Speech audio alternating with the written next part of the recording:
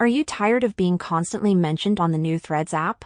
Well, in this video, we'll show you how you can prevent others from mentioning you on Threads, ensuring a more peaceful and personalized social media experience.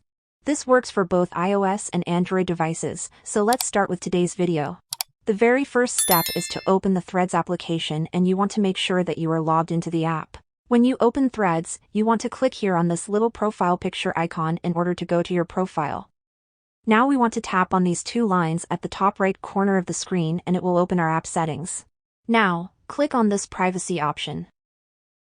And then tap on this mentions button right below the private profile option.